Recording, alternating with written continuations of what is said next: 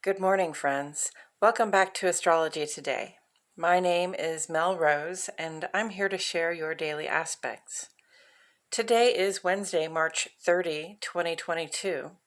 The sun is in Aries today with Mercury and Chiron. You see all that going on up there? Sun, Mercury, and Chiron have a date with destiny later this week as they make a triple conjunct or conjunction, bringing the spotlight and our thoughts and plans and conversations to bear on the question of healing our sense of identity and our ability to connect with others. So let's break it down real quick. Chiron is an asteroid. That's Chiron. Chiron is an asteroid that orbits the sun between the ellipses of Saturn and Uranus, and it appears symbolically to represent an attempt to reconcile Saturn's solid, secure, traditional vibe with Uranus's impulsiveness and rebellion. Reconciliation is Chiron's theme, though we also speak in terms of problem solving, finding solutions, or healing wounds. And when Chiron is in Aries, the reconciliation theme is applied to the self. Are we well in our self-expression? Do we feel free to be ourselves in all areas of our lives?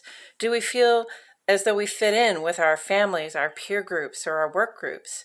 This is the attempt to reconcile our wounded hearts with and by our ability to connect and feel supported. Now, Mercury is the personal planet that represents our day-to-day thoughts, plans, and communications. Its presence here with Chiron is really drawing our attention to the themes of reconciliation and healing. Chiron tells the truth, and Mercury amplifies this to an intellectual drive to make plans and have conversations that tell the truth, again, in the attempt to reconcile with our wounded hearts, with and by our ability to connect and feel supported. When Mercury is in Aries, we think quickly, we see the next step and courageously take it. Solutions to these wounds we have around relating to others will be making themselves very clear at this time, and our impulse to act is strong. The sun is another planet, friends. Where the sun goes, so does our consciousness. What we give our attention to gets the attention it needs. Sun in Aries calls our attention to ourselves in a really innocent way. We call into question things that don't seem to work or that feel uncomfortable or repressive. We just want to be ourselves, and anything that is preventing us at this time from within or without becomes intolerable quickly. So, sign influences most affected by this Sun, Chiron, and Mercury business: Leo, Aries, Virgo, Gemini, and Aquarius. The waning crescent moon is in Pisces all day today. Pisces is the end of the zodiac month. I hope you have made restful use of this 2-day moment to pause and reflect as we shed our old skins to begin afresh with tomorrow's new moon. Right over there. Waning crescent invites us also to appreciate the pause as we discard last month's leftover and await the call to action. Okay, I'm going to get right into the aspects, but first I will point out the handcrafted key on the right-hand side of the page. Most of the symbols on the page have made it into the key. If you desire a point of reference, it's all right here. I have otherwise divided the page into 2 columns, one for each of our luminaries. Now, the moon is the luminary that sheds light on our inner lives. This is your relationship with yourself, what it feels like for you to be in your body, heart, and mind, and in your home. The transits and aspects that the moon makes are all very brief, and they may have some impact on those things you think, feel, know, and intuit, but might not ever choose to express. The sun is the luminary that sheds light on our outer lives. This is how you show up in the world, specifically in your work, social, and civic spaces. I address the sun and the rest of the planet's movements on this side because it has more to do with how we express ourselves outside the heart and the home. And we begin on the moon side today in the afternoon at 12:24. The moon makes a conjunct with Jupiter. Now, moon in relation to Jupiter is a time when we feel good because we can notice the personal growth and expansion that is broadening our personal sense of what we can be, do, and have. We can feel very positive at this time. We can be very good company. The conjunct energy amplifies, emphasizing both the heart and the home and our sense of expansion. If our hearts can be opened, expanded, or grow, this is a good time to be engaged in something that will help you do that. At 4:54 this evening, the moon makes another conjunct, this time with Neptune. Moon in aspect with Neptune makes us very sensitive, open to the vibes of those around us, and open to our connection with spirit. The amplification conjunct energy here, though, asks us not to be so invested in our feelings and hunches that we don't act according to what's real. Listen, all of our senses can play tricks on us, especially when we're feeling especially on or connected during conjunct energy like this. It doesn't necessarily mean that all the information you're receiving is true. So, keep your skepticism about you at a time like that. And, if all else fails, just wait and see what the facts bear out to be. And then at 1:37 in the morning, Thursday morning, the void of course moon will make a sextile with Pluto. It is the middle of the night, so it'll be interesting to see if we dream up any good ideas or solutions from the subconscious. This void of course lasts 3 hours, and the moon moves into Aries at 4:30 tomorrow morning. On the sun side of the page, in the ongoing column, well, I did not intend to draw this aspect here. It is technically no longer in aspect. However, I put a pink pen to paper, and this is what I got. So we find ourselves in the post shadow of Venus's very brief but powerful conjunct with Saturn. Taurus, Libra, Capricorn, Aquarius influenced people, this one's for you. One last chance to open your eyes to the concept of security in relations. What does it take for you to feel supported in your partnerships and cohorts? Are your boundaries being properly enforced by you? These are the questions to ask yourself when considering this aspect's effects on our lives. Mars square Uranus, still with us through tomorrow, has us wrestling with some impulsiveness to do things that we probably know won't help us. And Mars sextile Chiron leaves us after today.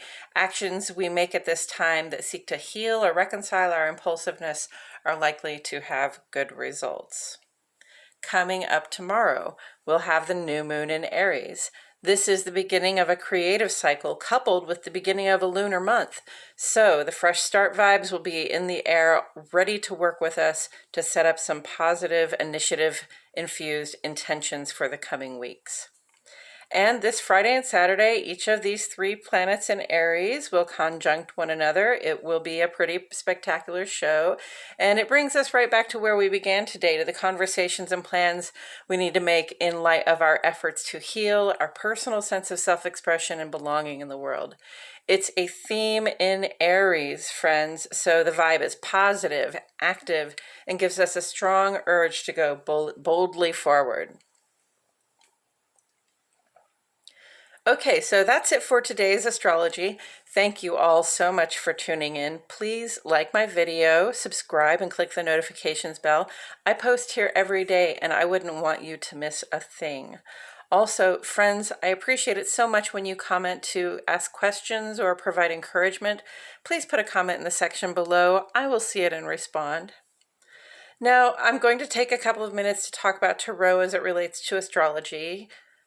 First, I will discuss the tarot card that sits on the side of the page. Then I'll do a quick rundown of today's astrology before throwing a random card that hopefully will speak to today's energies, okay? So let's get into that. First, the tarot card on the side of the page is the Two of Wands. And the Two of Wands represents planning, initiative, discovery. This represents the first 10 days of the sun's transit through Aries. This is the beginning of the zodiac year. It's the beginning of the spring. The days are just now beginning to get longer than the nights. And so it's really, it's a moment of pure initiative and drive. And what happens is, we we sort of, what am I going to say here? We would feel our inner resources, right? We feel our drive, our inspiration, our spark to move forward, our desire to act, and we collect the inner resources and we collect the outer resources together. We envision what we would like to have for our future, and we just start using, combining those resources in a way, a plan a plan becomes something in action, right? So, we transform the vision into the reality. We transform the vision at least into progress toward the reality, right? Instead of just saying we're renting a boat, we're actually getting on it, that kind of thing. So this is your 10-day realm for planning and discovering, for thinking about your vision for the future and how you are going to transform that into progress. I know we've had this waning moon, so this sense of initiative has been a little bit anticipatory, right? We're not really quite in the action yet, especially with our brand new plans, but that's okay. We still feel that sense of initiative. We can still cogitate on what the future looks like for us and begin to at least lay the groundwork for those plans.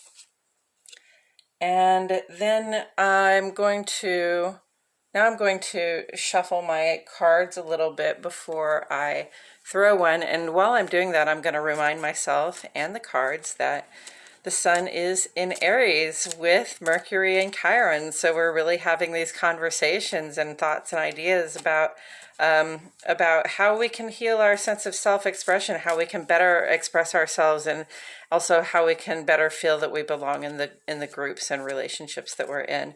And all of that's in Aries, which, favors initiative, it favors action, it favors being brave, going forward into those things that might help us reconcile and help us heal our relationship to the collective.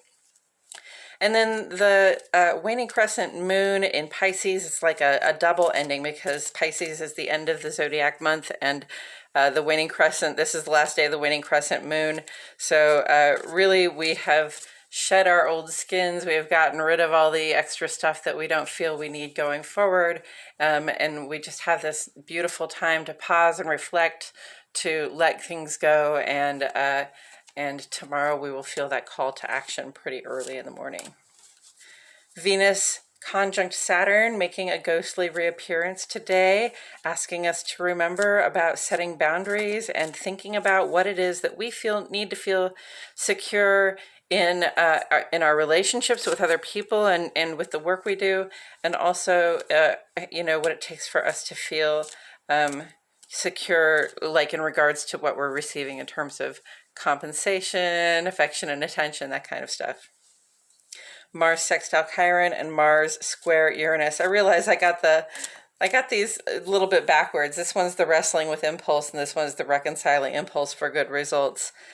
Sorry about that, guys. I did get them backwards, but they've been really kind of going together the whole time. So hopefully, as we've wrestled with our impulses, we have been, as we go, sort of reconciling that, seeking to heal that frustration as we go along by, being honest with ourselves for our reasons for feeling the way we do. And then in the afternoon and evening on the moon side of the page, we have some pretty intense vibes, Conjunct isn't always all positive. It's just an amplification of energies, and that can be a little bit chaotic. So, if you're feeling a little amped up, if you're feeling, maybe a little over generous, or like you want to do more than you possibly can, and also if you just feel like, what people are thinking, or what's really going on here, you don't have any evidence for it, just give yourself some time to get through that. Amplified energies can amp us up a little bit too, and it's okay to take advantage of that sense of power and initiative that you get, but you don't have to go sort of chasing illusions because of it. And then early in the morning, tomorrow morning, moon sextile Pluto, void of course, 3 hours. So hopefully you're dreaming at that time, and hopefully you dream up something, some really great expression of your self-conscious that helps you find the healing that you need. And we got the Justice card today, friends. Okay, so Justice, a very Libra vibe, also a very Taurus vibe, but Justice is, to me, a really Libra card. Of course, my spouse is a Libra, so it's a theme in our house and our lives. I like the somewhat symmetry of these two cards together, because you see Justice has a scales and a sword, and this one has the two wands, and they're sort of you know, one's lower and one's higher, so it creates this sort of U shape almost. I love that. You know, Justice is about calling the truth out and seeking the evidence, not going on hunches, like I said with this moon conjunct Neptune energy, but definitely going on the evidence that you have. Justice seeks balance, and really just wants clarity and wants truth to be known. So, you know, in terms of the Two of Wands, that's great, because we need clarity. We need that clarity. We need a clear understanding of the truth. We need to not be in a state of illusion. We need to be not overly amped up about our growth and our potential. Okay. We have to have a really measured outlook on, you know, what we want our future to be, and how to make it happen, because it's going to take a lot of work and effort, right? And when I say measured, I'm not saying limit yourself. You know, I'm not saying, you know, well, look, kid, you're from Missouri. Maybe you should just, you know, work in a call center for the rest of your life. That's not what I'm saying. You know, all I'm saying is, you know, to be honest with yourself about your resources, what you have at your disposal to get the job done, so that you can add in the steps when you're making your plan to get you where you are. So it's going to take a lot of work, and it's going to take a clear eye toward what will work going forward. And it's also going to take some balance, which fire signs not always incredibly balanced in their you know, in their impulsiveness to move forward and to make shifts and changes. So you know, you got to keep that impulsiveness in mind. You have to be able to take breaks from acting on impulse, and you have to be able to you know, use your impulsiveness to bring you forward toward your goals, and not, you know, derail you off on some tangent that will waste time and money and effort. Okay, that's all I have to say about that today, friends. Thank you again so much for joining me. I so appreciate you for being here. My name is Mel Rose, and I will see you all back here tomorrow for more Astrology Today.